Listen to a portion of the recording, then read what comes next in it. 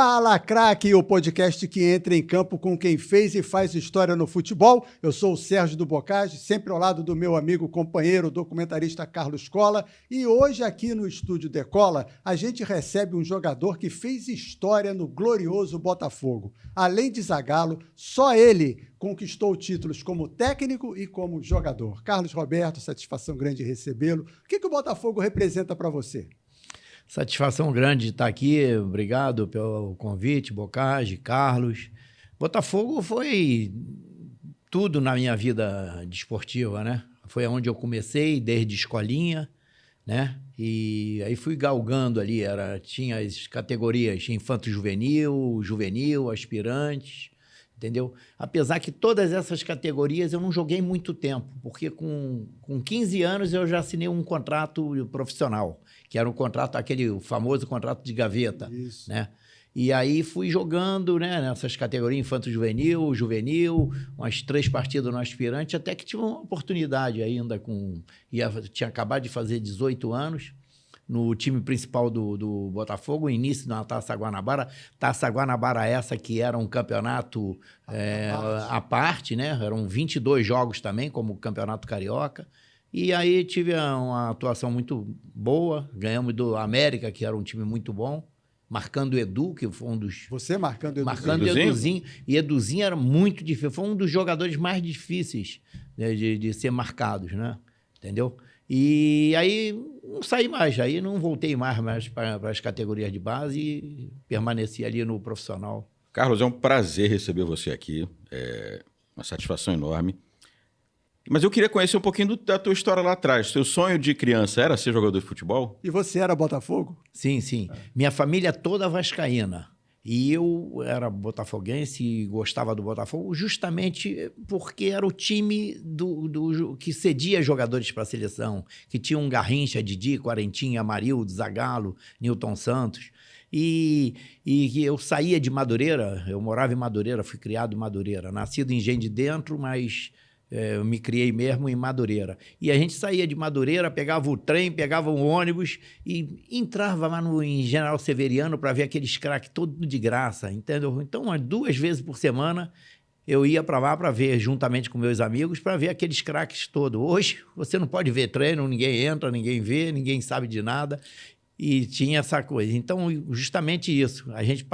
Eu passei a gostar do Botafogo e tive esse privilégio, né, de começar ali e ter uma carreira bem sucedida. Você falou um negócio importante, né, que é essa proximidade entre o jogador e torcida e criança e jovem que está ali assistindo, que vai nutrindo essa paixão ali enquanto está vendo seus ídolos jogarem ali. Está faltando um pouco isso, né? Realmente, não tem mais. A própria imprensa, o Bocage é testemunha disso. O pessoal entrava dentro do campo, no treinamento, parava o treinamento, dava entrevista dentro do campo, no vestiário.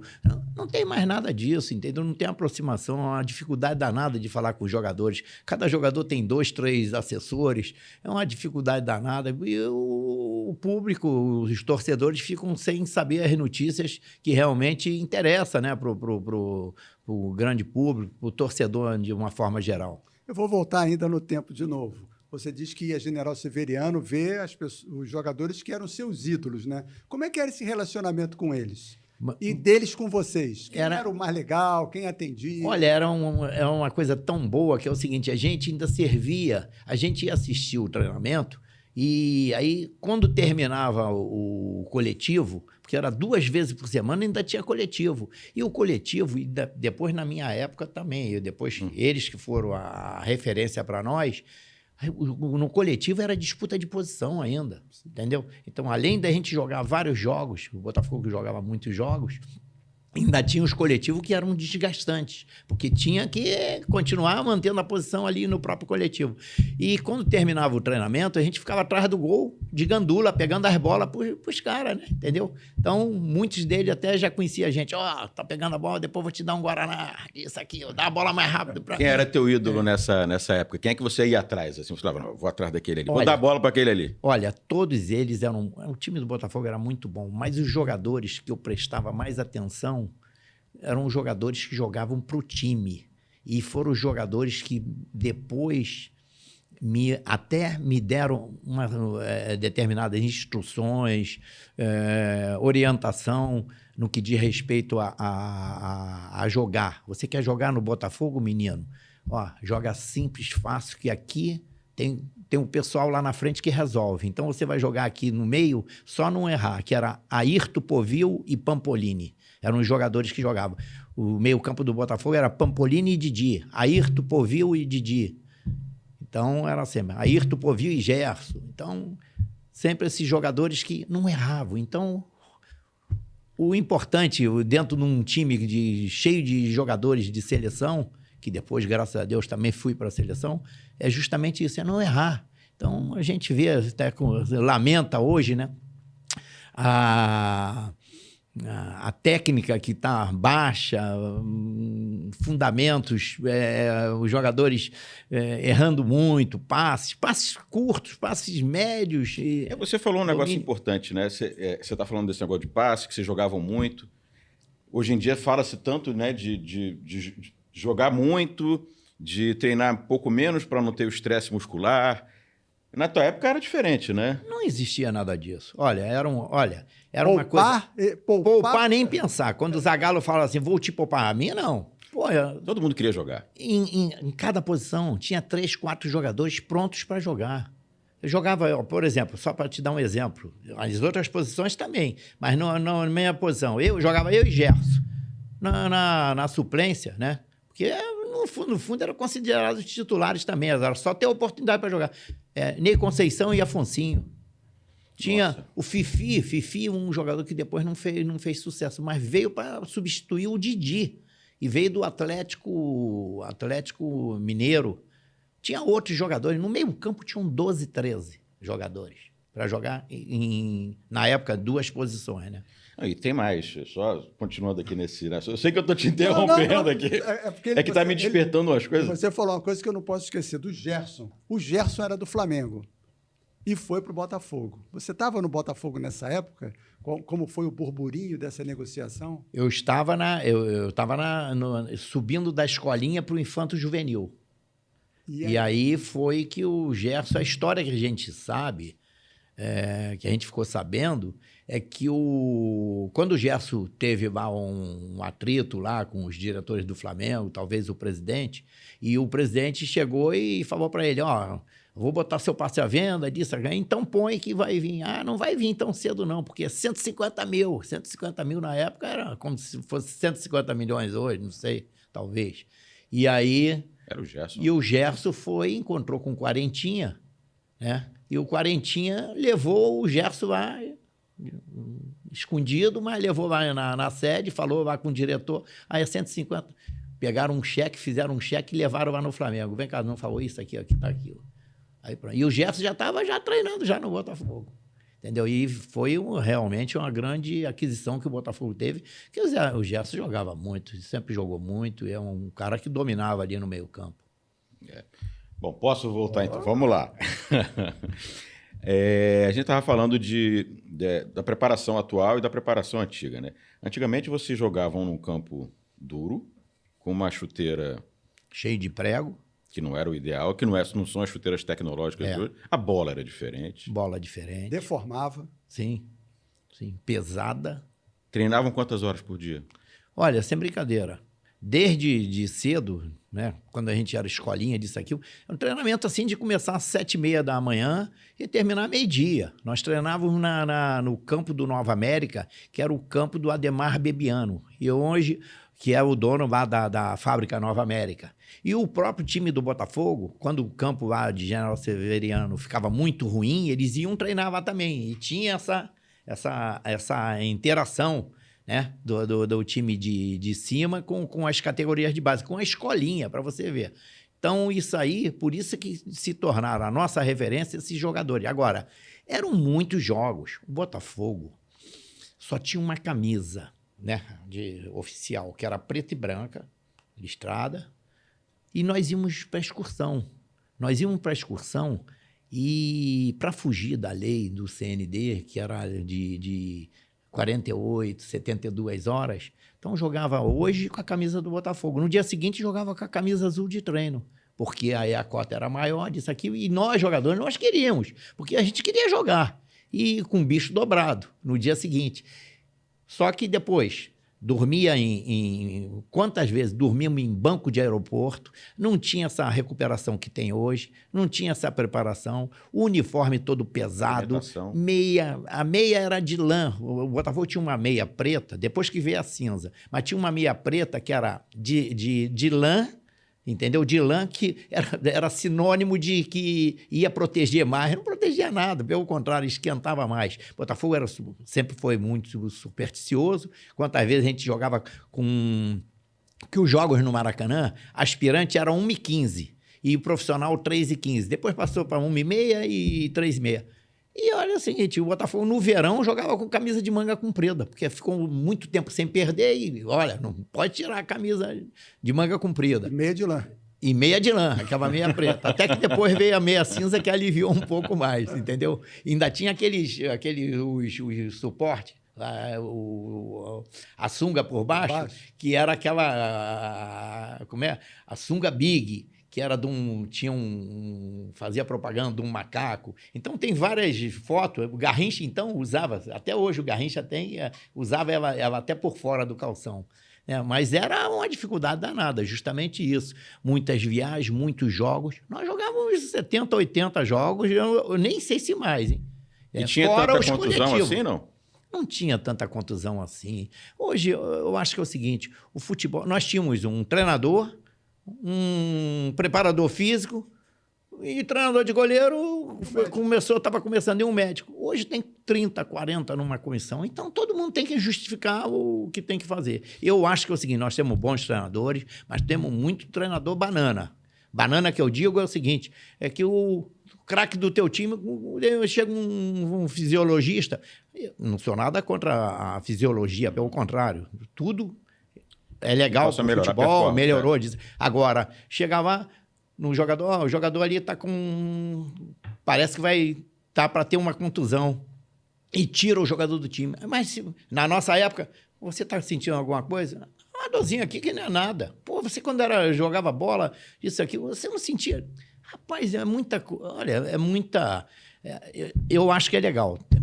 Você vai revezando os times, disso, aquilo, depois que você adquire um padrão de jogo. Haja vista o Botafogo ano passado.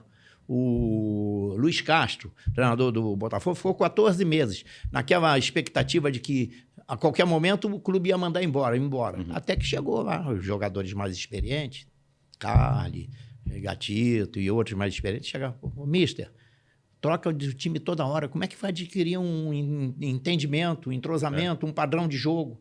Depois que ganha um padrão de jogo, um entendimento bom, aí sim, porque todo mundo já está sabendo como que joga. Mas, enquanto isso, não, então, essa troca, assim, me preocupa. Qual era o Gatorade que vocês tomavam naquela época?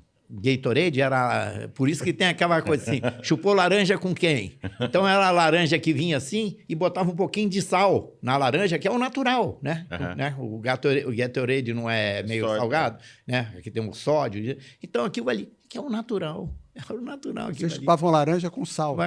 Com sal. Chupava laranja com sal. E camisa. A camisa era pesada. E só tinha uma. Então, terminava o primeiro tempo, segura daí, daqui, dali, a gente espremia tudo e botava a mesma camisa. Hoje a camisa é levinha, a bola. Quer ver uma coisa? Eu faço até vou mudar um pouquinho aqui. Vou fazer uma pergunta e depois eu acho que, não sei se vocês vão me responder, eu vou dar a resposta. Antigamente, o Boccagi até falou, a bola pesada, disso, aquilo. Sim, a bola era pesada, por isso que nós tínhamos... Já estou respondendo, já fiz a pergunta dele. Por isso que nós tínhamos chutadores, Quarentinha, Amarildo, Pepe, o Branco depois, Nelinho. Aristo também batia. Rivelino, enfim, tinha Jair da Rosa Pinto, enfim, um monte deles. E por que hoje nós não temos chutador que chuta assim forte? Um jogo ou outro, às vezes um jogador dá um chute forte, assim, pegou na veia. Tá. Mas é muito difícil, é raridade. Por quê? A bola é tão leve que ela não pega impacto. Só dar um exemplo. Se você for num aniversário, você tem aquelas bolas... Todo aniversário tem aquela bola de encher, né? Aí tu já deu um chute na bola de encher, ela faz assim, ó. Ela não tem consistência. Então, ela não pega... Não dá um impacto, não pega força. Então, isso tudo... vamos botar a bola mais leve, que é para sair mais gols, disso...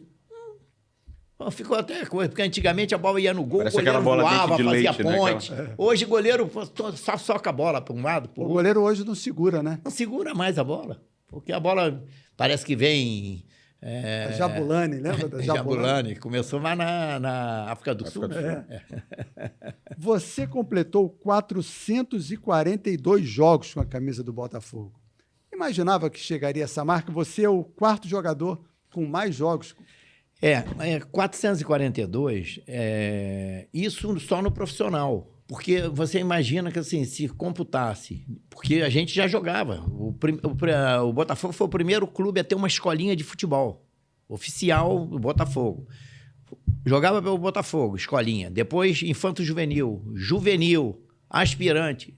Nada disso foi computado. Por quê? Porque depois que o Botafogo vendeu em 76, lá o General Severiano, e foi para Marechal Hermes, muita coisa se perdeu, entendeu? Na mudança ali. Então, eu acredito que tenha mais. Mas, de qualquer maneira, é um bom número e tá bem, tá aí, pelo menos tá aí dentro da história aí. Aquela venda provocou o que no Botafogo? Descaracterizou o Botafogo. Eu me lembro que logo depois eu não peguei assim... eu saí de General Severiano e fui negociado para o Santos. Quando eu voltava aqui no Rio, eu ia ver o Botafogo jogar, eu falei assim, gente, será que é o Botafogo mesmo? Até a camisa eu achava diferente, assim, o preto era mais fino, o branco era mais largo, enfim, era uma coisa assim estranha. E os jogadores mesmo comentavam isso, gente, parece que a gente mudou de general para marechal, e da Zona Sul para a Zona Norte, enfim... Ficou uma coisa, até que depois conseguiram retomar lá a General Severiano, claro que agora com um tamanho menor e tudo, mas pelo menos permaneceu a história. Voltaram às raízes, né? As raízes. Voltou às raízes, isso. Posso perguntar uma coisa? Eu estou numa dúvida aqui. No jogo do Senta, você não era do Botafogo ainda, né? Não, isso é muito antes de você, né? Muito antes. Eu fui do 6-0. No dia do aniversário do... Pode lembrar isso aqui? Não. Pode? Não, não pode. Não, tô de brincadeira. Pode. 72. Olha... Mas antes disso, como foi sua estreia no Maracanã? Você lembra? Minha estreia no Maracanã? E aí, voltando até no início, que você até perguntou, como é que foi o sonho de jogar?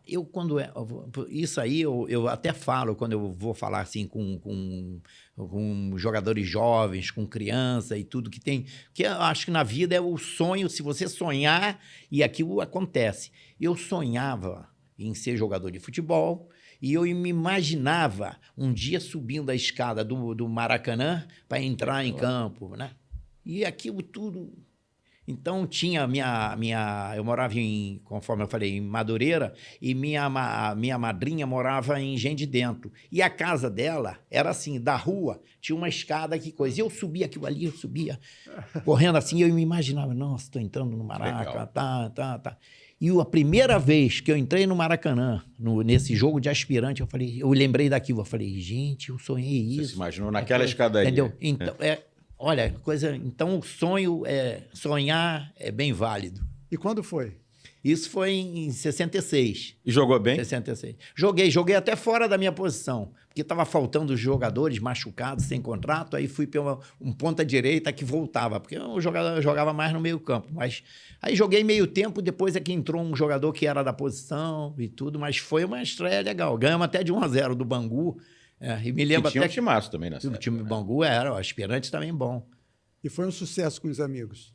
Foi. Aí, quando chegou em Madureira, você jogou no Maracanã? Rapaz, o que é isso? Eu falei, joguei. É verdade mesmo? Tá. Foi porque o aspirante ainda nem transmitia pelo rádio. Às vezes não. É verdade, é isso. E você assistia muito jogo antes de... Sim, sempre assisti. Acompanhei Botafogo desde cedo. Eu vejo jogos assim... hoje eu estou com 76 anos. Eu vejo jogos assim e me lembro dos jogos bem desde 8 anos de idade.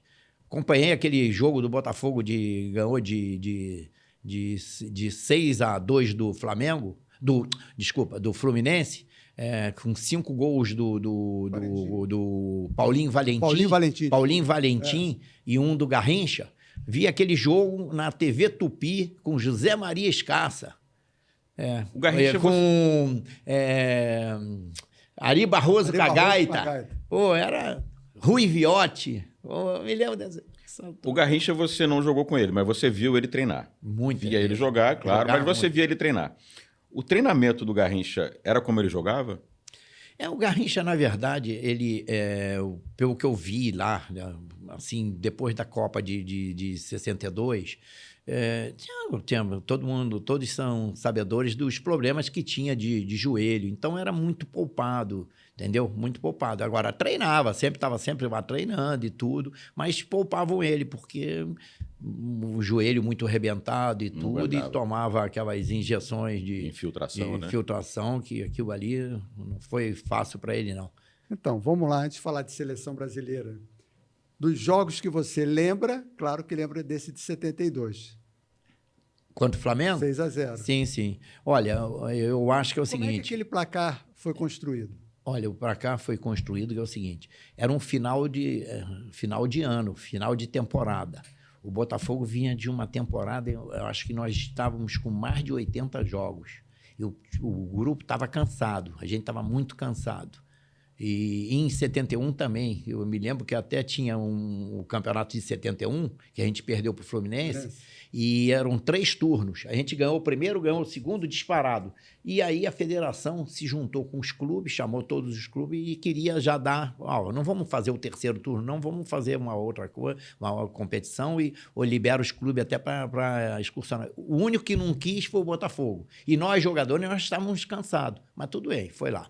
Agora, 72, nesse jogo contra o Flamengo, eu me lembro que o pessoal estava cansado quando começou aquele negócio de dar olé, era justamente porque a gente combinava assim, olha, vamos procurar fazer 1 gol, 2, o nosso time era muito forte, fazer 1, 2 e depois, tá todo mundo cansado, vamos tocar a bola. Aí começou aquele negócio de dar olé, e os times ficavam aborrecidos com isso. Nesse jogo com o Flamengo, a gente, quando já estava com 4, 5, e o pessoal falava, pô, não faz mais gol não. O pessoal do Flamengo pedia pra gente, faz mais gol não, dá olé na gente, mas não faz mais gol. Mas naquele jogo, se o time não tivesse cansado, olha, ia uns 9, ia 9 e 10, entendeu? 9 e 10. Fora as bolas que... Lembrou nossa seleção, né, que tomou de 7. Que poderia ser muito mais. Poderia ser muito mais. Essa história, eu já soube de uma história também do Cantarelli com o Roberto, num jogo, não me lembro qual, em que o Cantarelli falou pro Roberto, pô, para de fazer gol que o time do Flamengo é muito novo. E dizem que o Roberto, beleza, respeitou. Havia muito disso dentro de campo? Não, tem os jogadores conversavam, diziam, pô, vai mais devagar hoje, vai disso, aquilo. E tinha o futebol antigamente tinha jogadores, tinha esse de amizade também, né? E na hora o pessoal esquecia disso, aquilo. Aí o que estava com mais frágil no momento, falava, pô, meu amigo, não, hoje não tem conversa não tem nada disso, não. Tá? Aí depois iam tomar cerveja junto, iam pro samba, se encontravam, enfim. Mas eu me lembro de situações assim, de briga, tipo assim, por exemplo, um centroavante. Eu me lembro bem que acontecia isso muito com o Brito e com Fontana. Né? E o Brito depois veio jogar no Botafogo e também fez isso. De vez em quando ele estava assim, vinha um centroavante para jogar do lado dele, ele falava assim, meu irmão, não vem para cá não, vai jogar lá no Fontana, lá, porque eu tô com dor de dente hoje. E era ameaça mesmo. Aí chegava lá no Fontana, falando, tu veio para cá, tu vai para lá. E o cara não ia nem para nem para se fosse pipoqueiro. Mas na época era difícil ter pipoqueiro, porque... O pau cantava nessa época? O pau cantava. O pessoal jogava mais, sem brincadeira, o nível era melhor tecnicamente, mas tinha ameaças, tinha coisa.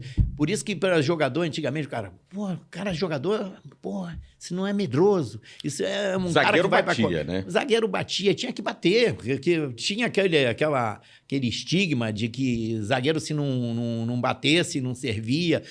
Prêmio Belfort do Ar, não podia. O Moisés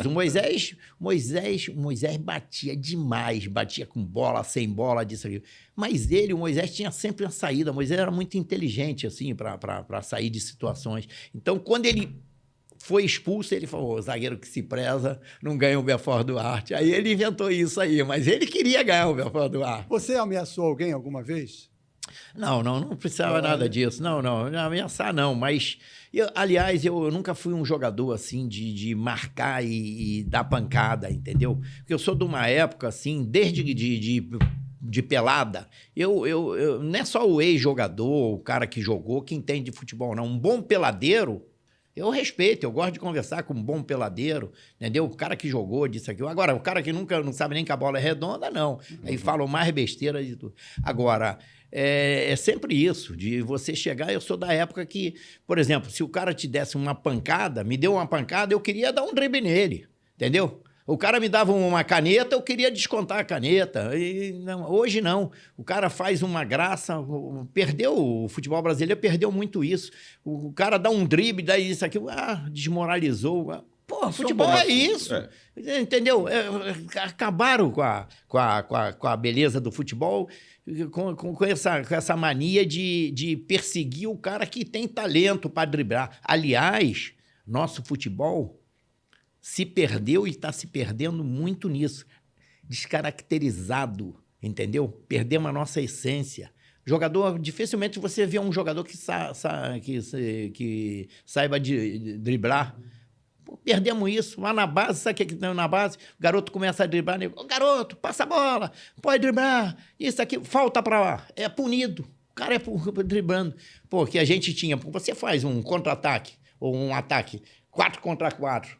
Driblou um, você numericamente já está superior. 3 contra 3, 2 contra 2. Não temos mais isso. Eu acho que a gente está começando a preparar jogador para fora. E o jogador de fora não dribla, né? Não, e outra coisa...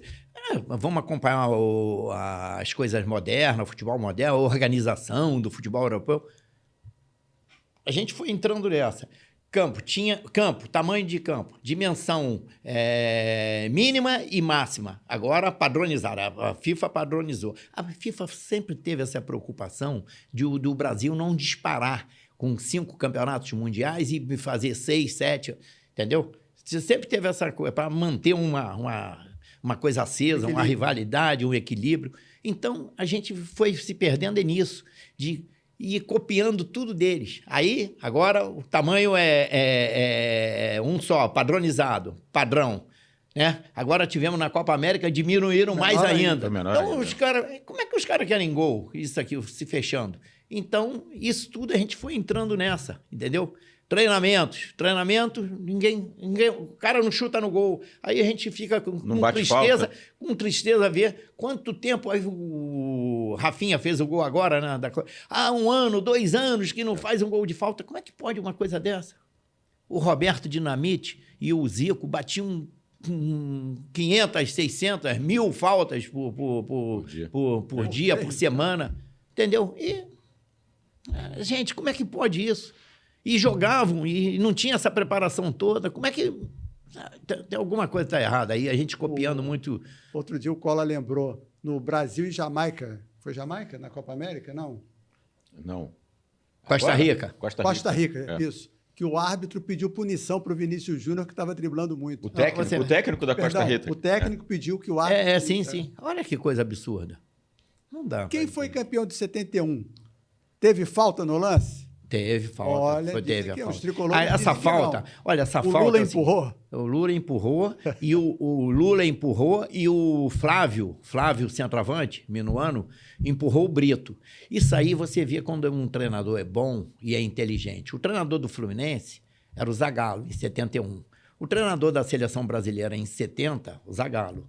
A seleção da Inglaterra... Tinha tinham as jogadas que vinha pela ponta direita e pela ponta esquerda. Quando cruzava na área, o Alan Bow e o Alan Bow eram 2 centroavantes, Alan Bow e Lee. Um ia em cima do goleiro e o outro ia, dependendo do lado, um em cima do quarto zagueiro e outro no goleiro. Do outro lado, um em cima do central e no goleiro. Tanto é que tem uma jogada que a bola sobra assim que o Félix solta, e aí entra o coisa e chuta até o rosto do Félix. Aí o Carlos Alberto, nosso capita, vai lá e segura o cara. Lembra disso? Lembro. Então ali sempre sobrava. O Fluminense, em 71, mandava no departamento de árbitro, Gilson Guedes. Tinha o rei do tapetão, o Zé Carlos Vilela, disso aqui. Então foi indo. Faltava 2 minutos para acabar o jogo. Pum, o lance igualzinho disso aqui. Eu lembrei do Zagallo. Eu falei, cara, o Zagallo é fogo mesmo. Tá? Sabia que tinha uma coisa ali, E os dois fizeram falta.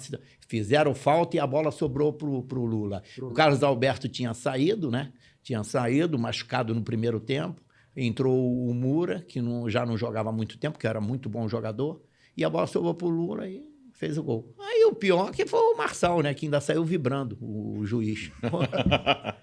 Os tricolores discordam disso tudo. Discorda, mas o Marco Antônio, até hoje... Traz o Marco Antônio aqui que ele fala.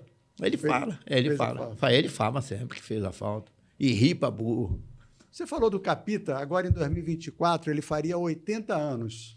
Né? E a gente celebra muito o Pelé, fala de outros jogadores, mas o Capita tem um peso grande também no futebol brasileiro. Você jogou com ele? Como é que era? Olha, é um jogador assim que tinha que todos respeitavam, né? Torcedor, imprensa, nós jogadores e tudo, tinha voz de comando. Uma voz de comando, uma autoridade, entendeu? E bem comedido. Aliás, tem uma coisa que a gente a gente tenta fugir disso, mas não consegue, que é a comparação de um jogador com o outro. Não pergunto para você quem é melhor, fulano ou Beltrano, Maradona ou Messi. A gente não gosta de ficar fazendo comparações, mas comparam muito o Carlos Alberto Torre com o Leandro. Sim. O Leandro, para mim, foi o jogador mais clássico, mais estilista que eu vi numa defesa ou na lateral direita. Claro, mas o Leandro jogou pouco tempo em relação ao Carlos Alberto Torres. O Leandro jogou numa época que ele quase não pegou ponta de direita, ponta esquerda, no caso ponta esquerda, que ele era lateral direito. O Carlos Alberto pegou os melhores pontos esquerda do mundo, tanto aqui no Brasil como fora. O Carlos Alberto jogou 23, 24 anos. O Leandro, não sei quantos anos, mas uns 8, 9, 10, não sei, 12. Então, a comparação que eu faço é justamente dar um balanço nisso aí, entendeu? É isso que vai. Agora, que os dois foram maravilhosos e tem outro agora. Tem um que o pessoal quase não fala, porque é do passado, que é o Djalma Santos, também, que foi maravilhoso. Então, essas comparações. Quando fala Maradona e Messi, o Maradona jogou com campo enlameado, jogou no futebol italiano, que é um futebol muito mais fechado, o mais fechado do mundo, no que diz respeito a penetrar numa defesa. Né? O Messi, muito bom jogador, claro, mas ele joga sempre livre, né? Sempre na Espanha, né? Haja vista que se a gente fizer que teve sucesso no futebol italiano e no futebol espanhol, o Ronaldinho Fenômeno, Ronaldo Fenômeno. Sim. Teve sucesso lá na Itália, mas menos do que no Barcelona. Não teve vida porque fácil, o Barcelona era muito mais, entendeu? Muito mais, a defesa muito mais aberta. Você falou de lateral, deixa eu só aproveitar que você já está nessa. Qual é o nosso lateral hoje? É difícil. Sabe, hoje... Quem é o nome? Olha, o que é um nome é o seguinte, quando sai uma convocação de seleção, antigamente era assim... Quem que não foi? O fulano, o Beltrano, e o outro não foi, o outro não foi. Hoje não. Acaba uma convocação, não faltou ninguém. Pelo contrário, tem alguns que estão lá que falam assim, mas esse foi convocado? Quem é esse cara? Quem é esse? Quem é coisa? Como é que é? Verdade. Rapaz, é um negócio assim, impressionante. Entendeu? Antigamente a gente dava falta de vários em cada posição. E o fulano que não foi, o Beltrano, esse fulano, e agora não. Fica faltando os jogadores. Eu confesso que às vezes eu não sei a escalação da seleção. Não sabe. Vamos falar o nosso time do Botafogo, eu encontro o pessoal na rua, o pessoal vai e fala a escavação de não sei quantos anos atrás. Manga, Moreira, Zé Carlos, Leona, Valteci, Carlos Roberto, Gerson, Rogério, Roberto, Jair, Paulo César. Eu falei, e o time de hoje? Aí, não sei. Aí é assim, mas do Flamengo também. Vamos falar então de seleção? Vamos. Como é que foi sua experiência na seleção? Primeira vez foi o quê? 67, é isso? 67. 67 foi... Não, 67 ainda foi com o Zagallo, mas o Zagallo não era o treinador da equipe principal. Aí teve um combinado de Bangu, Fluminense, 2 do Vasco e a maioria do Botafogo. Nós fomos disputar um torneio no Chile e a gente ganhou lá. Isso em 67. Aí, em 68, da seleção principal era a Aimoré Moreira. Aí eu fui numa excursão grande, uma excursão de 2 meses, que antigamente as excursões eram bem longas, né? Aí teve um jogo contra o Fluminense. Aí eu fui convidado, ganhamos de 1-0 do Fluminense, gol do Roberto Miranda. E aí Botafogo e Fluminense. Botafogo e Fluminense. E eu fui convidado para um programa que era na TV Continental,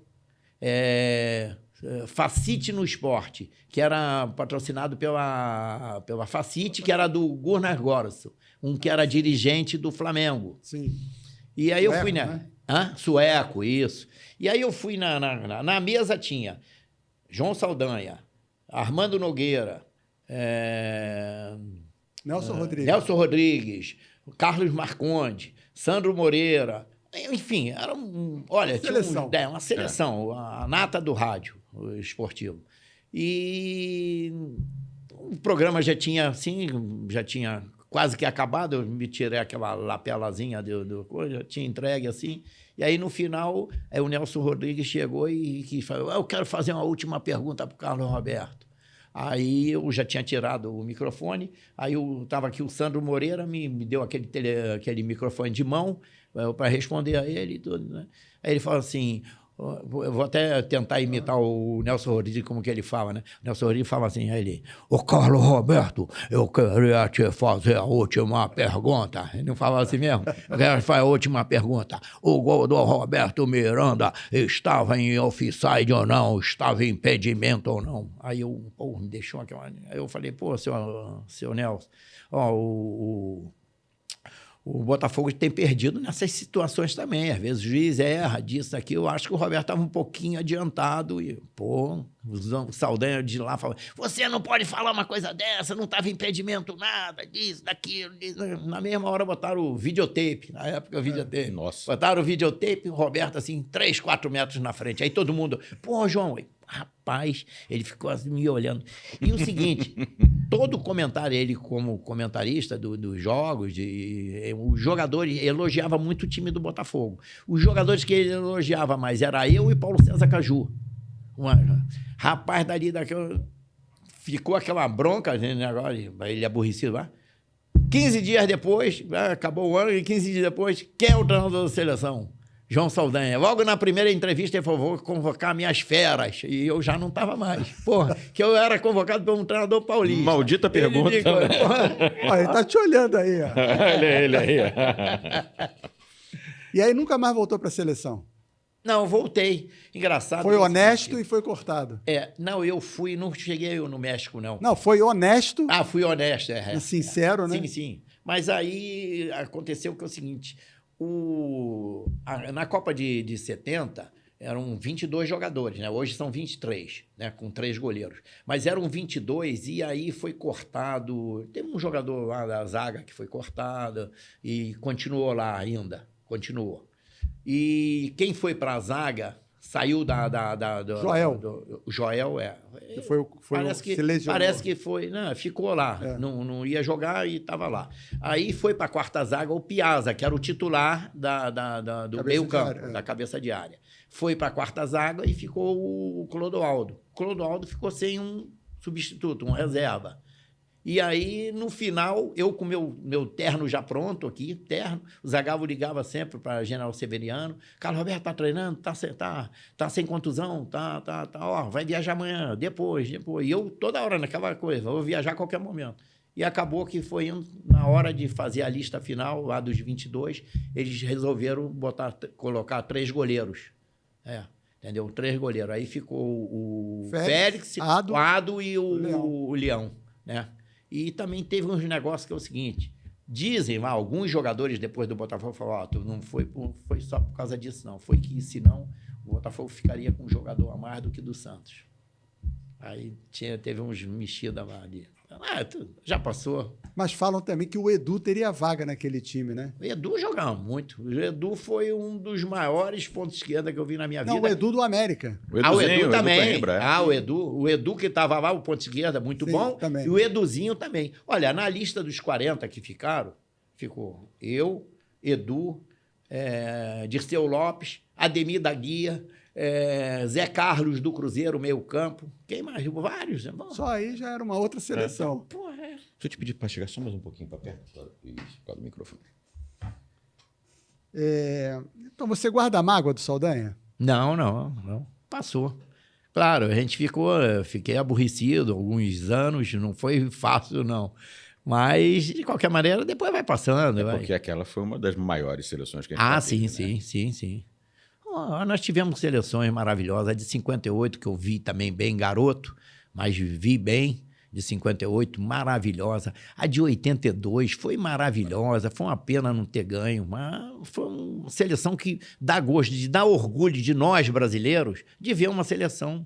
Porra, agora a tristeza que está imperando agora com essa... Você jogou, a gente lembra muito de máquina tricolor, né? Mas o Botafogo de 67, 68 era uma máquina. Sim. E ali tinha Jairzinho estava nesse time. Jairzinho. Paulo César Caju. O ataque era Rogério, Roberto, Jairzinho e Paulo César. Então, para a seleção foram Jairzinho, Roberto Paulo César Caju. e o Paulo César. O Gerson que saiu, mas já estava indo no São Paulo. Então, 3. Leônidas estava lá e foi cortado. O Leônidas foi cortado. Tá machucado, isso aqui. Chegou aqui, uma semana estava jogando. As coisas assim que a gente não entende. Então, você imaginou que o Jairzinho, que era o 10 do Botafogo, jogasse de ponta direita na seleção?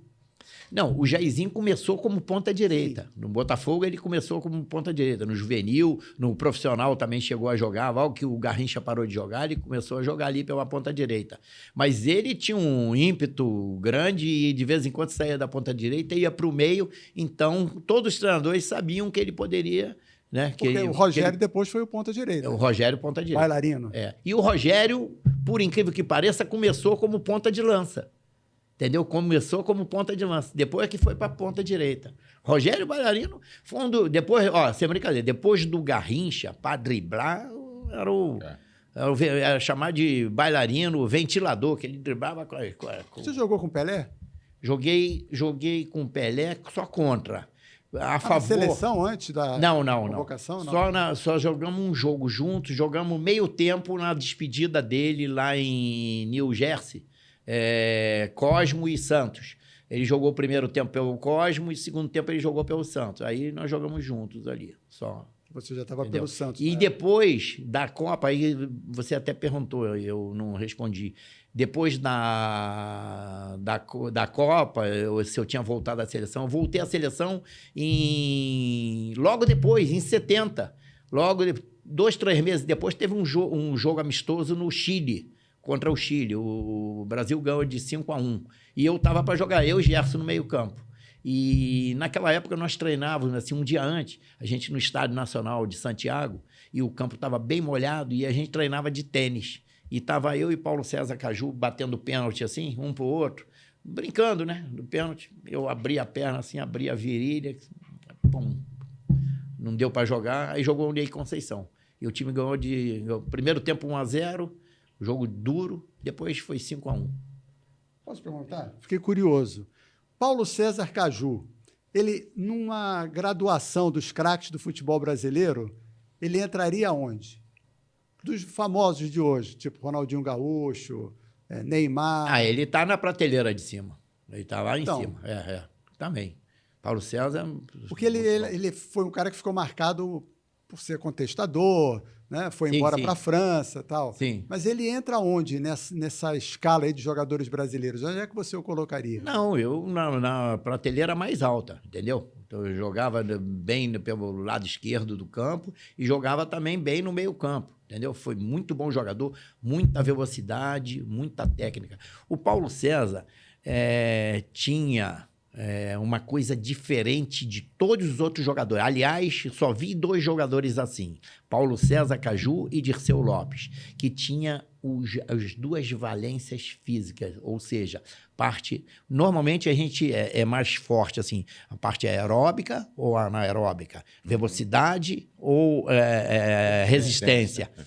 O Paulo César e o Dirceu Lopes tinham as 2. O Paulo César era muito resistente com velocidade. Era a mesma coisa o Dirceu Lopes, entendeu? Normalmente um jogador muito veloz, mas... Cansa rápido. Cansa mais rápido. Claro, bem preparado, vai aguentar, mas com uma certa dificuldade e mesmo assim se estiver bem fisicamente. Mas com facilidade os 2 faziam isso. Tanto resistência como velocidade. Paulo César Caju jogava pela esquerda. Pela esquerda. Hoje a gente tem Vinícius Júnior, tem Neymar que jogam pela esquerda. Eu sei que a gente não pode falar de comparação, né? Mas não tem como a gente fugir. Sim, sim. Não, o Paulo César Caju era um jogador, era regularidade. Por exemplo, o Vinícius Júnior, né? Vinha bem e tem jogado melhor no Real Madrid do que na seleção brasileira, certo? E agora, o que ele poderia render agora, realmente não rendeu, entendeu? O Paulo César Caju, eu não me lembro assim de fase ruim dele. Tá numa fase ruim. Sempre manteve uma regularidade. Então, isso aí é que é importante. E se machucava pouco também, né? Também se machucava pouco. O Neymar merece ser o camisa 10 da seleção? Eu acho que sim, até porque, pelo que a gente tem aí, né? A gente tem que chegar, e eu acho que ele só tem que se conscientizar de que ele é o melhor jogador do futebol brasileiro, se focar nisso, porque se ele pensar só em jogar futebol e ser realmente o jogador de vital importância para o Brasil, a gente só tende a ganhar. Se não for ele, quem tem que ser? Aí fica difícil, porque hoje há uma carência muito grande de valores, entendeu? Nós estamos com dificuldades em várias posições e para encontrar um jogador assim, tipo, sempre o Brasil teve 3, 4, 5 jogadores, né? Protagonista. E aí a gente não está tendo mais, entendeu? Não tem mais jogador, entendeu? Eu acho que eu vou até além. Não está faltando ídolo? Também. Olha, tá muito diferente. Sabe o que acontece? Aquele cara que dá vontade de ser torcer, sabe? Voltando até o que a gente conversou, que a gente vinha conversando e que a gente conversou. Antigamente a gente entrava no vestiário, eu me lembro um jogo, Botafogo e Vasco. E tinha um jogador no Vasco que tinha jogado no Atlético e que jogava bem, atacante, mas dava porrada pra caramba, o Bianchini. E aí o Bianchini tinha uma bronquinha do Gerson. Depois o Bianchini acabou até me machucando, abriu minha perna, eu levei 8 pontos na canela num jogo lá em Belo Horizonte. E aí eu me lembro que o Gerson, um jogo Vasco e Botafogo, e o Bianchini ia jogar. Mas eu, que não era de dar coisa, também queria pegar o Bianchini, entendeu? Aí eu me lembro que o Gerson falou assim, pode falar um palavrão? Pode. Sapateiro, porra, caralho, porra, vem cá, cadê o meu prego daqui? Você tirou meus pregos? Caralho, porque o sapateiro ia pro Maracanã e levava aquele pé de ferro, sabe aquele pé de ferro? Levava o pé de ferro. Para colocar na chuteira? Para bater os pregos, para isso. Tinha uma coisa, às vezes estava machucando. Era prego? Tinha prego. Tinha prego, chuteira tinha um prego. Na comissão técnica tinha um sapateiro. Viajava com a gente, ele ia pro Maracanã, e aí com aquele sapato. Não era só roupeiro, ele era sapateiro. Não, sapateiro só. Sapateiro, só cuidava da chuteira. Sapateiro, você tirou meu prego daqui, pô, bateu, não, bati pra você, não, pô. Enfim, pra tu ver. Hoje os caras levam, a gente tinha o sapateiro, né? Hoje os caras levam o cabeleireiro, os caras levam o cara para fazer cabelo. É verdade. O cara, porra. Tem chuteira personalizada. Mas peraí, e o Bianchini no jogo? Quem pegou? Ninguém pegou, porque a jogada estava por aqui, ele estava por lá. A jogada ia para lá, ele vinha para cá. Malandro, fugiu o tempo todo. Pipocou mesmo. Eu queria te perguntar, você já falou aí de Copa do Mundo, o PC foi para a França, você quase foi para a Inglaterra? Sim, quando eu fui para o Santos, eu fiquei 2 anos no Santos e no final não houve acerto lá para renovar o contrato. Até eu me dava bem com o Zito, e aí tive até umas discussões lá com ele. E ele queria que eu renovasse pela mesma importância e tudo. Eu falei, não.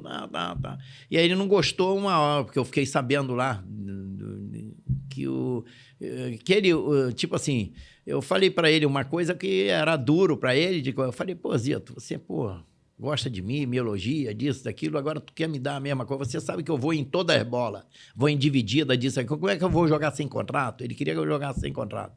Aí eu falei, como é que eu vou jogar sem contrato? Pô, você não jogou 1 minuto sem contrato aqui no Santos nunca? Pô, quer dizer, que me falaram lá, né? Aí eu falei, aí ele ficou, então passe a venda, disso, aquilo. Aí conversei lá com o pessoal do Santos, eles estavam me devendo, porque antigamente era a tônica de sempre devendo, né?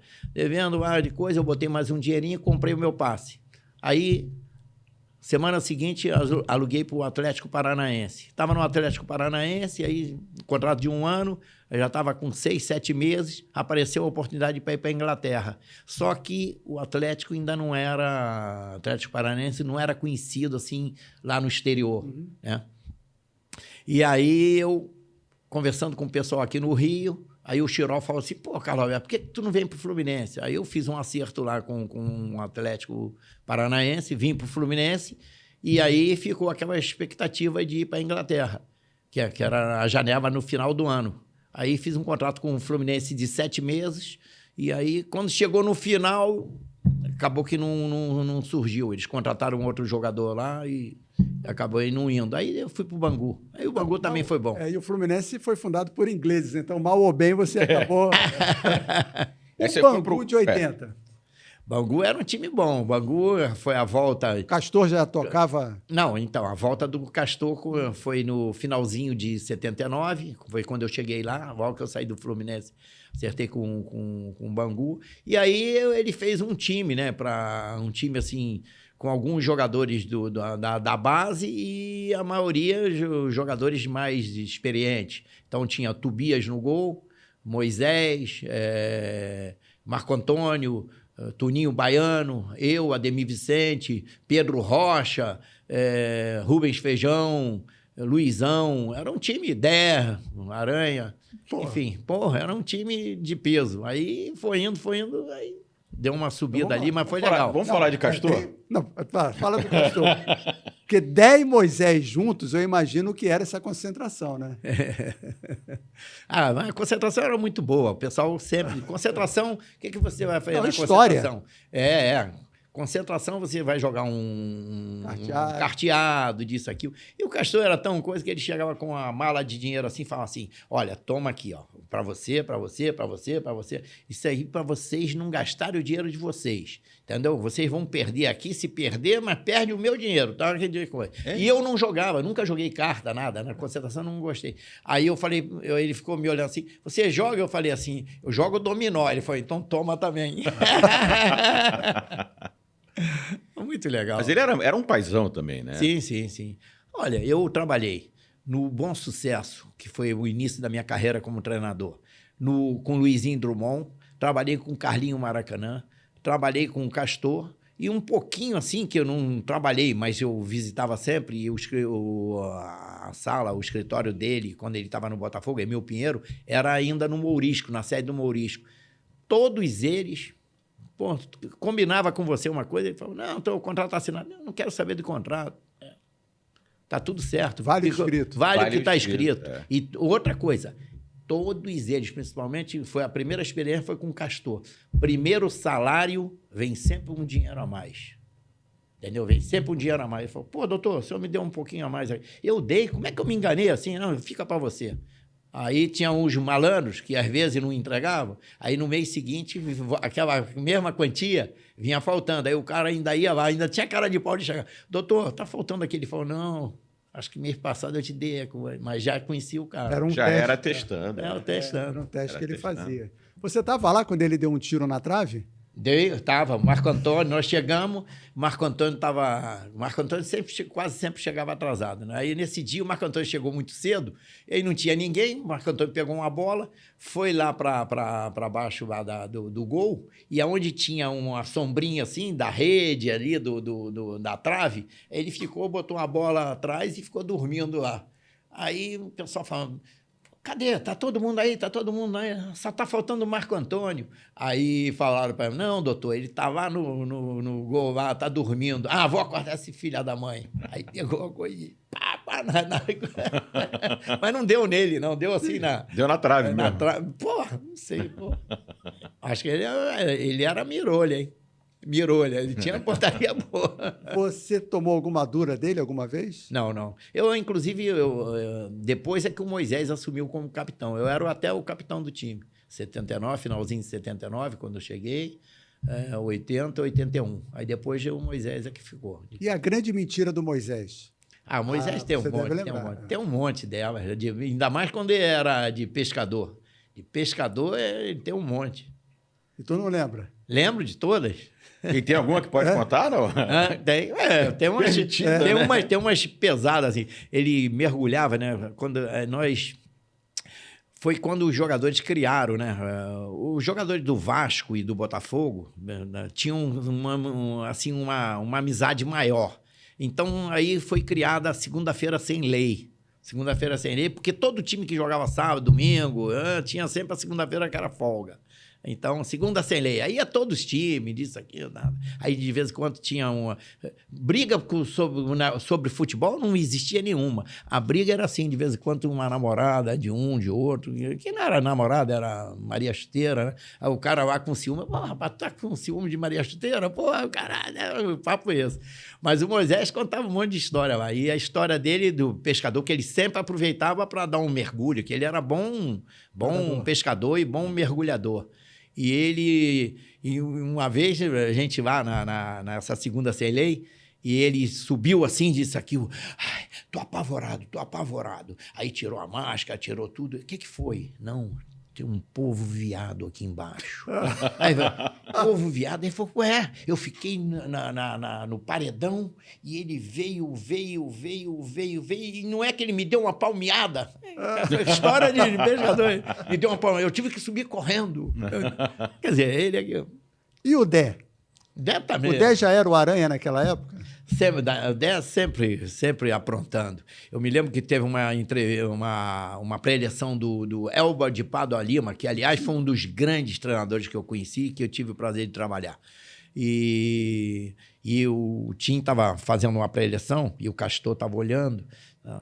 E estava quase no final da pré-eleição, assim, e o Tim já tinha falado tudo, isso, aquilo, e eu estava assim, por trás, assim, daqui a pouco, ele falou, acabou, seu Tim? Acabou a pré-eleição? Ele falou, só queria saber uma coisa, e se chover? Aí, jogou um copão d'água, assim, no campo todo, molhou os botões, tudo, mas se chover, como é que a gente faz? Aí acabou a pré-eleição. E o Tim respeitou isso? Respeitou. O Tim era brincalhão também, era da coisa, estava acostumado, entendeu? Tim gostava de também jogar um carteado e tudo, e gostava de cozinhar, isso no Bangu. Mas antes ele tinha sido nosso treinador no Botafogo. A gente, quando saiu uma excursão que ia para a África, nossa, para comer lá, as comidas, às vezes a gente não se adaptava muito, mas... Todo mundo levava, né? Comida, arroz, feijão, carne seca, feijoada. Ele é que cozinhava, e cozinhava muito bem, entendeu? Tem uma outra coisa também de treinador com o Castor, foi que foi um treinador também muito bom. Ele não era assim de dar treino, não, mas ele dava umas dicas de coisa. Foi o Zizinho. Zizinho foi treinador no Bangu, foi meu treinador. E ele dava umas dicas legais, assim, para nós. O time era bem armadinho. Né? E ele ficou lá só 2, 3 meses, que ele não tinha... Ele falava assim, meu garoto, eu não tenho muita paciência com isso, principalmente com dirigente, com o Castor ainda vai lá e tudo, porque o Castor é um amigo, mas eu não... enfim, mas teve um dia que ele também estava dando uma pré-eleição, e aí, aquele negócio todo, e ele sempre falava assim, acabou. Alguém quer falar alguma coisa? Aí o Castor foi e falou assim, eu quero. Ô, mestre, vem cá, e se você colocasse esse jogador aqui com esse aqui, né? Ele falou assim, Castor, sempre te conheci, eu entendo disso aqui. Você entende de bicho. Você entende do bicho. Disso aqui tu não entende nada. Acabou a pressão, vambora. E qual foi a reação do Castor? Não, ele falou, aí ele falou assim, Zizinho, tu é sacana pra caralho. Ah! Brincou assim, entendeu? O Botafogo de 75. Você jogou lá também.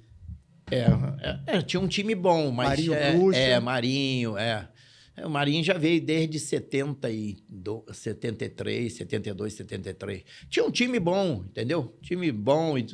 O Botafogo foi muito atrapalhado desde 69 pelos constantes desorganização dos dirigentes, não cumpriam com o que estava estabelecido, pagamento atrasado, entendeu? Às vezes o pessoal fala assim, poxa, vocês ganhavam mais ou menos bem. Mais ou menos bem, mas como é que você ia comprar um apartamento e isso e aquilo, sabendo que todo mês, todo pagamento na hora de receber era com atraso, 3 meses, porque aí, se completasse 3 meses, você ganharia o passe livre. Então, aí, o que o pessoal fazia? Dá um vale. Aí, dando um vale, você já recebeu alguma coisa. Só que, de repente, tinha 1 ou 2 jogadores que recebia inteiro. Um salário inteiro disso, aquilo. E aquilo foi criando uma desarmonia no grupo, entendeu? Então, o jogador fazia questão de chegar atrasado para o treinador ou o diretor chegar e falar assim, pô, você está chegando atrasado? Ele falou, pô, estou com 3 meses atrasado. Pô, entendeu? Então, isso... Agora, quando o jogador entra dentro do campo, ninguém lembra que está com um pagamento atrasado. Você joga disso, aquilo. O problema é quando acaba, que tu chega em casa, que a mulher fala, tem que pagar isso, tem que pagar aquilo, tem não sei o quê, né? Pronto, aí vira. Você vai iniciar uma semana, iniciar a semana. Vamos jogar contra, por exemplo, contra o América, final de semana, o América. Foca a coisa. Zagallo vinha para falar sobre o América, disse. Aí o pessoal, Zé, quando é que vai sair o pagamento? Quando é isso, que é aquilo? O foco todo do América acabou, era só aquilo. Isso atrapalhou muito. Que era um time que o grupo que tinha era pagar muito mais título. Vamos falar do treinador lá fora? Campeão pelo Botafogo também.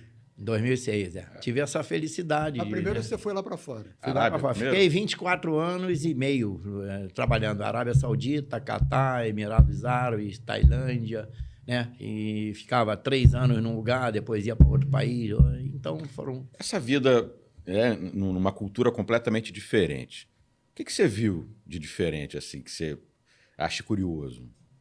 Bom, mundo árabe. No mundo árabe, principalmente a Arábia Saudita. A Arábia Saudita é aquele regime duro, entendeu?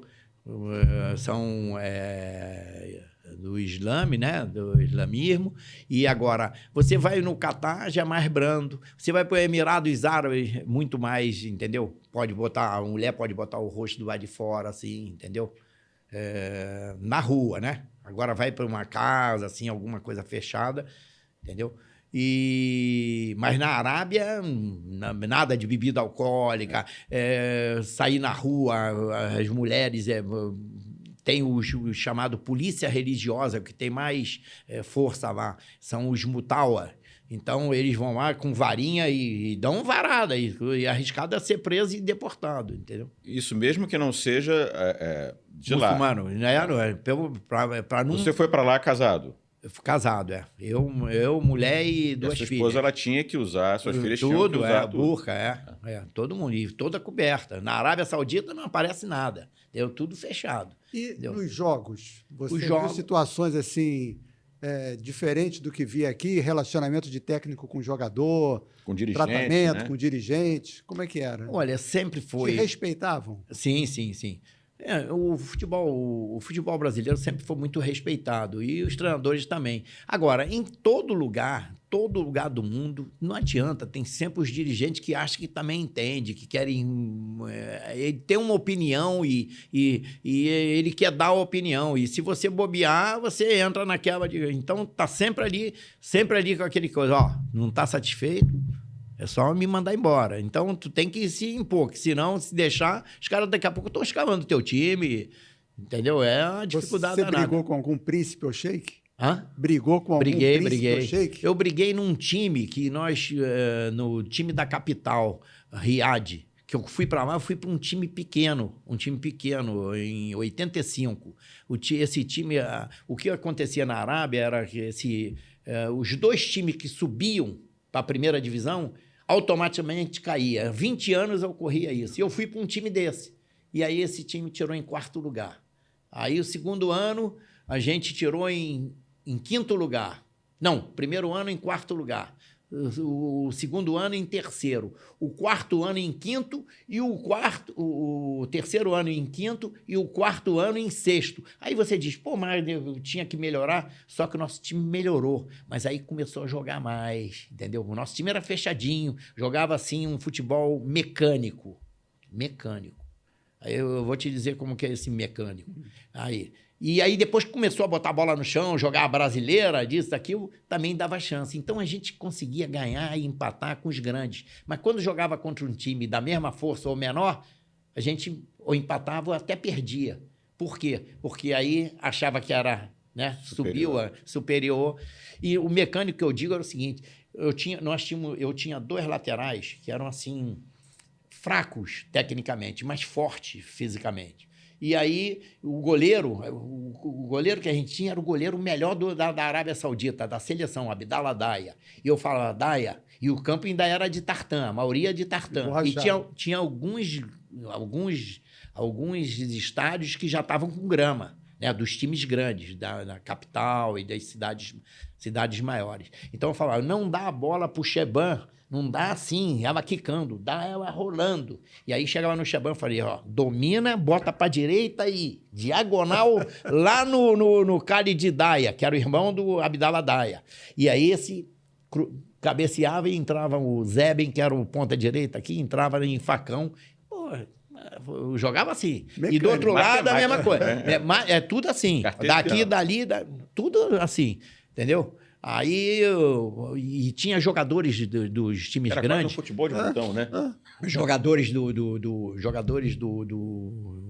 outros clubes, dos times grandes que jogavam na seleção, que eu ficava, era doido com o negócio de futebol. Então, era 2 televisões aqui, eu ficava assistindo os times jogar, disse aqui, tem que parar esse cara. Aí, quando ia jogar com os caras, a maioria já tinha vindo aqui para o Brasil para fazer camping, para fazer treinamento aqui, né? Aí tinha, por exemplo, a gente jogava contra Yusuf Ramiz, era um jogador lá do Nasser, que é um time forte, que está jogando agora o Cristiano Ronaldo.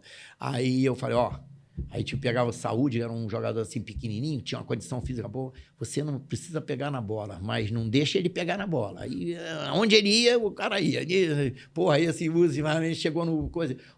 Treinador, caralho, manda esse cara me... Porque já falava alguma coisa em português. Porque tinha tido vários treinadores portugueses. E a briga com o Sheik, quando foi?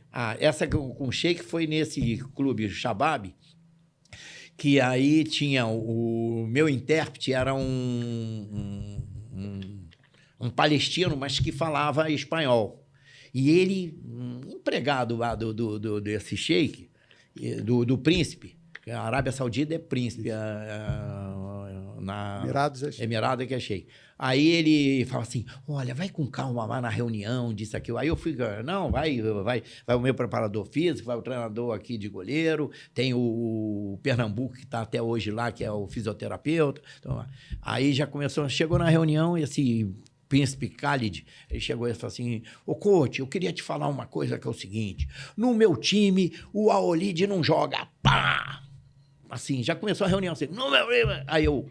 Pá! No meu time, a Olide joga. Aí ele falou, mas eu que sou dono do clube. Eu falei, eu sou o treinador. Se o senhor não estiver satisfeito, o senhor sabe, não estava no contrato, o que o senhor tem que fazer? Então, acabou a reunião. Então, já fui para casa, já sabendo que ia ser mandado embora. Aí fui para casa, isso aqui, tinha um jantar lá na casa até do treinador de goleiro. Do lado, assim, que era, a gente morava num São Paulo, uma casa aqui, uma casa... Aí estão lá, estavam ligando lá para mim. Lá na casa, mas eu não estava. Aí ligaram para cá do Ronaldo, aí falou assim, o príncipe mandou para você passar amanhã lá para acertar as contas. Eu falei, tá bom, tá tudo certo. Só que é o seguinte, aí ficou 1 mês ainda para me pagar, entendeu? Um mês para me pagar. E que eles fazem isso, para ver se você desiste de alguma coisa, para poder... Vai embora sem nada. É. E guerra? Você estava lá em alguma guerra? Não, guerra nós tivemos lá, teve a guerra do Iraque, né, do Golfo. Então a gente tinha sempre medo, né? Entendeu? Quando saía, avião sempre desviando, passando, dava uma volta, dava uma coisa que era meia hora, pô, tinha que fazer 1h30, Você 2 nunca horas. viveu situação de guerra lá? Não, lá não, assim, não. Menos mal. E aí você na sequência, você foi para a Tailândia, ou não? Depois disso, aí fui para Tailândia. E na- Tailândia, eu fui o primeiro brasileiro a trabalhar lá. E quando eu cheguei lá na Tailândia, eu falei, gente, caramba, como é que esses caras vinham? Não tinha vestiário direito, não tinha nada, tomavam banho num tanque. Assim, hoje tem uma estrutura maravilhosa. Hoje todo time lá tem que ter um estádio, tudo direitinho, tudo. Mas eu vi aqueles jogadores e falei assim, rapaz, esses caras, rapaz, eles não têm condição física. A condição física era razoável, mas para o futebol ruim, né? Eu não tinha... Agora, a técnica deles é impressionante. É mesmo? Todos eles. Porque lá tem vários esportes com vários tipos de bola. É bola do tacró, é bola pequena, menor. Tem um jogo que eles fazem assim, que botam três pulsais. Pulsar, sabe? Aquele pulsar sei. que é para... Aí o cara... Aí fica assim, cada time tem 9 jogadores. Aí você tem 10 minutos para fazer o máximo de ponto lá em cima. Você tem que ver a habilidade dos caras. E o cara... Eu falei, mas por que esse jogo? Ele falou, porque a gente não aguenta mais correr. Não aguenta mais correr. Eu tenho o joelho machucado. Isso aí. Então a gente joga só controlando a bola e tem aqueles minutos para fazer. Então cada coisa... Aí o cara faz assim, a bola vem assim, o cara faz assim, tuc, um braço aqui assim, a bola vai lá o cara vai de calcanhar, de letra, de cabeça. Rapaz, é legal até, entendeu? Então eles têm isso. Um futevôlei e com ali com o objetivo de fazer ali a cesta. E são 3 pulsais. Assim. É um fute-esquete. Rapaz, mas muito legal. Então tem outras coisas mais. Olha, Tailândia é o seguinte, falando até de uma vida assim, o pessoal que... Eu estou até, inclusive, para fazer uma viagem lá com os amigos lá de Ipanema, que eu falo, ó, você vai viajar para o mundo inteiro, ele globalizou, tudo é igual, você não vê novidade nenhuma. Quer ver novidade, vai para a Tailândia. Você quer ver novidade, quer ver coisa diferente, você vai na Tailândia. E diz que tem uma qualidade de vida boa lá, né? Qualidade de vida, barato, entendeu? Pô, é um povo que é o seguinte, o tailandês, ele tem três lemas, né? Três coisas que eles dizem que vai ser um bom tailandês. Uma é estar sempre com um sorriso no rosto, a outra é saber cantar pelo menos uma música e a outra é saber contar uma piada. Tem que ter pelo menos uma, entendeu? E tu aprendeu isso lá? Ah, sim. Não, eu digo, aprendeu a música de lá e a piada de lá também? Não, piada de lá não, mas a nossa piada a gente por aqui. Agora, música, eu não sei cantar, mas tem umas músicas que realmente são boas, entendeu? Aí você volta para o Brasil e é campeão pelo Botafogo. Aí sim, foi um sonho que eu tinha de treinar o Botafogo e peguei o Botafogo também naquela fase ruim. Quando chegou lá, um ambiente triste, pagamentos atrasados, aquelas confusões todas. E isso em 2005. E quem estava dirigindo o time era o Celso Rotti. E aí eu encontrei lá em Ipanema, que morava lá também, não mora mais, o Carlos Augusto Montenegro. Ele falou assim, pô, você não quer dirigir o Botafogo, não? Eu falei, quero, mas vocês nunca me chamam. Ele falou, não, a gente não te chama porque você está sempre fora, no exterior. Falei, se me chamar, tudo bem, mas tem alguma coisa para pagar lá? Tem uma multazinha, paga e... Pronto, pagaram aquele negócio todo. Em 2005 mesmo, aí eu assistia umas 5 ou 6 partidas no finalzinho do Campeonato Brasileiro. E em 2005 mesmo, a gente já, antes de entrar de férias, já fez os exames médicos, já adiantou um monte de coisa, aquele exame de laboratório, aquele negócio todo. E aí, quando começou em 2006, nós fomos para Itu. Né? Nós fomos para Itu. E aconteceu até uma coisa engraçada, porque a gente treinava de manhã e de tarde. Eu me lembro que depois de 3 dias, até o Paulo César Caju foi lá para fazer uma visita, ficou lá uns dias lá. E eu acordo de manhã, um apito aqui, aquele negócio todo, tomar o café e depois ir para o campo, né? E aí o ônibus estava com o motor ligado. E aí vários jogadores lá dentro do ônibus. Aí eu falei assim, o que é? Não, os jogadores querem ir embora, vão embora porque os credores estão ligando para as famílias e tudo. E eu falei, rapaz, que situação. Aí eu fui lá, entrei no ônibus, falei, gente, o que é isso? Não, professor, tenho que ir embora, não sei o que lá, não sei o que. Eu fui rápido assim, eu pensei assim, pô, esse tempo todo para ser treinador do Botafogo, eu vou voltar com esses caras? Se eu voltar com um jogador, acabou minha carreira de treinador. Eu falei, rapaziada, o negócio é o seguinte, vai ter treino agora, eu tô indo lá pro campo e é para ir para lá. Quem não quiser ir e quiser ir embora, vai lá na rodoviária, pega o ônibus e vai. Esse ônibus aqui não, esse ônibus aqui é da delegação do Botafogo, vai ficar aqui. Aí todo mundo foi saindo devagarinho, estava todo mundo lá dentro do campo. Ficaram 3 dias com um bico desse tamanho, mas os caras adquiriram uma condição boa, o time adquiriu um entrosamento bom. Nós tínhamos bons jogadores, né? Tinha um time bom. Tinha Dodô, né? Jogadores pontuais, Zé Roberto, Dodô, Chaide, Rui, Bill, Diguinho, Thiago no meio-campo, Reinaldo, enfim, Lúcio Flávio. Tinha um time, entendeu? Um time arrumado. Agora, um time arrumado. Mas precisava de jogadores, uns 3, 4 jogadores para o Campeonato Brasileiro. Né? Aí a gente foi campeão, ganhou a Taça Guanabara, Campeonato Carioca, não ganhava, já ia para 9 anos. E aí foi isso. Então, consegui ser campeão no meu time de coração. Pois é, e aí só você e Zagallo. Isso é bom. Não é? Tomara que apareça outros e seja também, porque isso é, entendeu? Esse número, fez número de jogos. Claro, hoje está mais difícil, né? De um cara fazer 300, 400 jogos, porque toda hora eles trocam de time, né? Mudam de time toda hora. Vamos falar dessa história do Brasileirão de 68? Você lá atrás, aqui na entrevista, falou de superstição da Manga. Em 68, foi o campeonato brasileiro mais longo da história, por conta de um jogo entre Botafogo e Metropol. Você lembra dessa história? Vocês ganharam de 6-1 aqui, perderam de 1-0 lá, e aí começou a confusão. Lá já houve muita confusão, olha, sem brincadeira. Acho que o pau comeu? Lá, olha, sem brincadeira, você jogava, a gente não podia... Só para esclarecer, Metropol era um time de Santa Catarina. Santa Catarina, que é lá de Criciúma. De Criciúma, né? E aí eu me lembro que a gente tinha uma preocupação de olhar, quando ia por perto assim do alambrado, você tinha uma preocupação de olhar para a bola e olhar para ver, porque vinha cada pedra, cada laranja desse tamanho. Pô, eu levei uma laranjada na boca, pô, entendeu? Então era uma dificuldade danada. Você ia bater um lateral, o cara pelo alambrado segurava por aqui. Pô, um negócio, um ambiente horrível. Não é para amadores, né? Não. E agora, felizmente, agora você vê o estádio agora, estádio que dá toda a segurança, entendeu? Então, e foi isso mesmo. Tanto é que foi tão longo que foi só disputar depois... No outro ano, em 69. O terceiro jogo seria lá. E o Botafogo disse que não voltava lá. E o Metropol não queria jogar no Rio, até que a CBF decidiu que o terceiro jogo seria no Rio. E aí teve o jogo no Rio. Terminou 1-1. Sim. Com a chuva. Com a chuva, Em General Severiano. E no dia seguinte o Metropol foi embora e não quis continuar o jogo. Foi embora e não quis continuar o jogo. É isso mesmo. E aí teve uma maldição também, e aí vocês ficaram 1 ano esperando. Como é que foi isso? Não sei, porque não se decidiam lá. O pessoal lá ainda era CBD.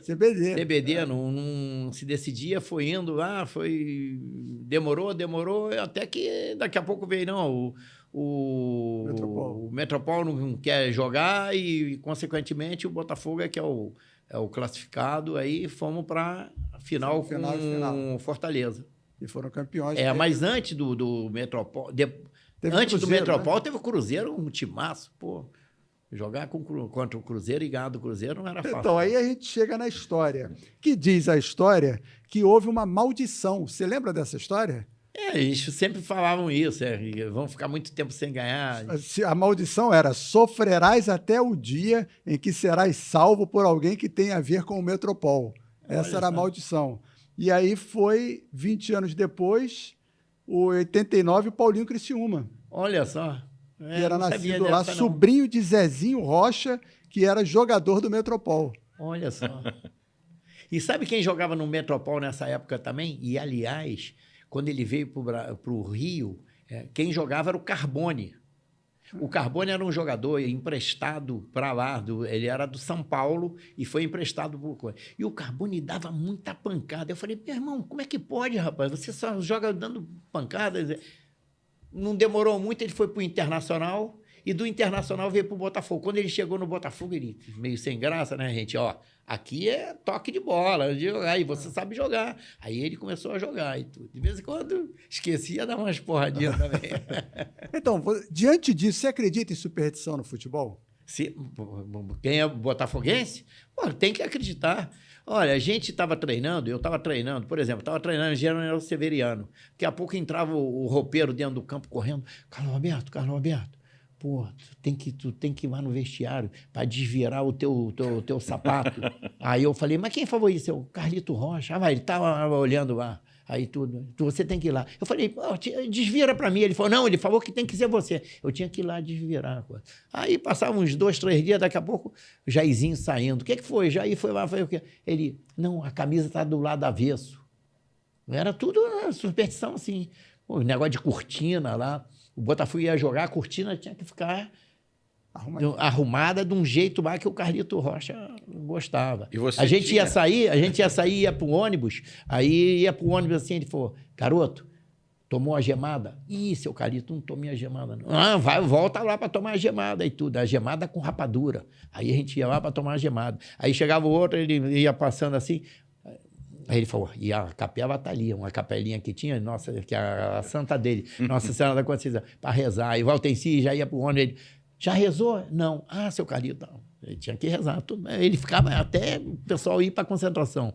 E você tinha superstição sua? Você tinha dos outros, você já tinha que cumprir a dos outros, né? Depois você começou a ficar. Eu depois não. Até hoje eu não deixo sapato virado, tênis virado, camisa do lado avesso, fico, porque eu me lembro disso aí. Ficou. Marcou. Mas na época de jogador tinha alguma? Do tipo entrar com o pé? Ah, sim, sempre com o pé direito, isso sempre teve. Fazia diferença? Mas é psicológico, eu não sei. Na dúvida. Na dúvida, vamos lá. Tem uns que entram pulando, né, com o pé direito 3 vezes, e botam a mão no chão e se benze. Maravilha. Antes de encerrar, eu queria pedir para você autografar essa camisa aqui. Por superstição. Né? É a primeira. Esse tecido tem que esticar. Vamos lá. Enquanto ele autografa, a gente pede para quem está nos assistindo se inscrever no canal, acionar a notificação. Está sempre ligado aqui no Fala Craque. Tem vídeo, tem corte, tem short, tem tudo no YouTube. Show, muito obrigado. Carlos, prazer, xará. Obrigado. Nada. Maravilhoso.